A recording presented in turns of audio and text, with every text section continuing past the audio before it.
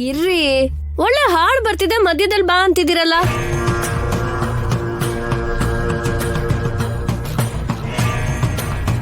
Low, ನಿಂಗ್ ಊಟ ಬಡ್ಸಕ್ಕೆ ಇಷ್ಟಕ್ಕೂ ಅಡ್ಗೆನೆ ಮಾಡಿಲ್ವೋ? ಅದ್ಯಾಕಮ್ಮ?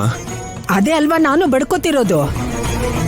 ಇಂಥದೆಲ್ಲ ಮನೆಗ್ ಬಂದ್ರೆ ಒಬ್ರಿಗೊಬ್ರು ಯೋಚನೆ ಮಾಡಲ್ಲ, ಹಾಳಾಗೋಗ್ತಾರೆ.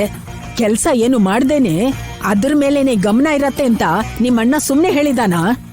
ಸರಿ ಬಿಡಮ್ಮ, ಸ್ವಲ್ಪ ಹೊತ್ತು ನೋಡಿ ಅಡ್ಗೆ ಮಾಡ್ತಾರ ಬಿಡಿ. ಒಂದು ಹೊತ್ತು ತಿನ್ಲಿಲ್ಲ ಅಂದ್ರೆ ಸಾಯಲ್ಲ ಬಿಡಮ್ಮ. ಪಾರ್ವತಿ, ಬಂದು ಅಡ್ಗೆ ಮಾಡಿ ಆಮೇಲೆ ನೋಡು. ಹೊಟ್ಟೆ ಹಸಿದಿದೆ ಅಂತ ಹೇಳಿಲ್ವಾ? ಪಾರ್ವತಿ, ಅಳಿಯಂದ್ರಿಗೆ ಕೋಪ ಬರ್ತಿದೆ. ಹೋಗ ಅಡ್ಗೆ ಮಾಡಿ ಹೋಗು. ಅಬ್ಬಾ, ಏನ್ರಿ ನಿಮ್ ಗೋಳು? ನೆಮ್ಮದಿಯಾಗಿ ಟಿವಿ ನೋಡಕ್ಕೂ ಬಿಡಲ್ಲ. ಬಂದೇ ಇರಿ. ಏನ್ರಿ ಬಡಿಸ್ತೀನತ್ತೆ, ನೀವು ಕೂಡ ಕೂತ್ಕೊಳ್ಳಿ.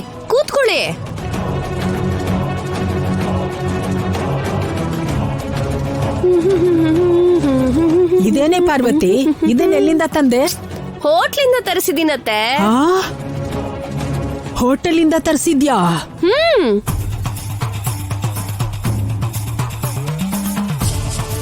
ಅಯ್ಯೋ ಅಮ್ಮ, ಬಿರಿಯಾನಿನ ನನಗ್ ಸ್ವಲ್ಪ ಜಾಸ್ತಿ ಬಡ್ಸಮ್ಮ. ಸರಿ, ಕೂತ್ಕೋ. ಏನೇ ಪದ್ಮ, ವಾಸನೆ ನೋಡ್ತಿದ್ರೆ ನಂಗೂ ತುಂಬಾ ಹಸಿವಾಗ್ತಿದೆ ಕಣೆ.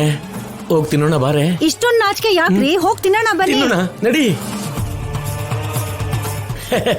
ವಾಸನೆ ಘಮ ಘಮ ಅಂತ ಬರ್ತಾ ಇದೆ.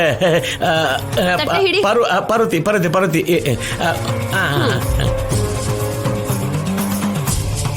ನನಗಿದೆಲ್ಲ ಇಷ್ಟ ಆಗಲ್ಲ ಅಂತ ಗೊತ್ತಲ್ವಾ? ಅಡ್ಗೆ ಮಾಡ್ಬೇಕಿತ್ತಾನೆ, ಯಾಕೆ ಹೀಗ್ ಮಾಡ್ದೆ? ಅಡ್ಗೆ ಮಾಡಕ್ ಟೈಮೇ ಇಲ್ಲ ರೀ. ಎಂಟರ್ಟೈನ್ಮೆಂಟ್ಗೆ ಟೈಮ್ ಸರಿ ಹೋಗುತ್ತೆ. ಇಷ್ಟು ವರ್ಷದಲ್ಲಿ ಯಾವತ್ತಾದ್ರೂ ಹೋಟೆಲಿಂದ ತರಿಸಿ ತಿಂದಿದ್ವಾ? ಅದಕ್ಕೆ ಅಲ್ವಾ ಅತ್ತೆಮ್ಮ ತರಿಸಿರೋದು. ತುಂಬಾ ಚೆನ್ನಾಗಿದೆ, ಟೇಸ್ಟ್ ಆಗಿದೆ. ಬನ್ನಿ ತಿನ್ನಿ ಬನ್ನಿ. ಒಂದು ಸಲ ತಿನ್ನೋಡಿ ಅತ್ತೆ, ಆಮೇಲೆ ಇದನ್ನೇ ಬೇಕು ಅಂತೀರಾ? ಮತ್ತೆ ಇಂಥ ಊಟನೆಲ್ಲ ತಿಂದು ನನ್ನ ಆರೋಗ್ಯನ ಹಾಳು ಮಾಡ್ಕೊಳಲ್ಲಮ್ಮ. ನನ್ಗಿಷ್ಟ ಇಲ್ಲ. ನಂಗ್ ಬೇಡ, ನೀವೇ ತಿನ್ಕೊಳ್ಳಿ.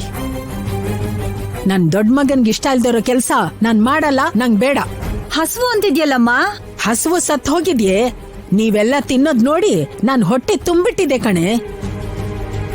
ಅತ್ತೆಮ್ಮಗೆ ತುಂಬಾ ನೋವಾಗಿದೆ ಅನ್ಸುತ್ತೆ.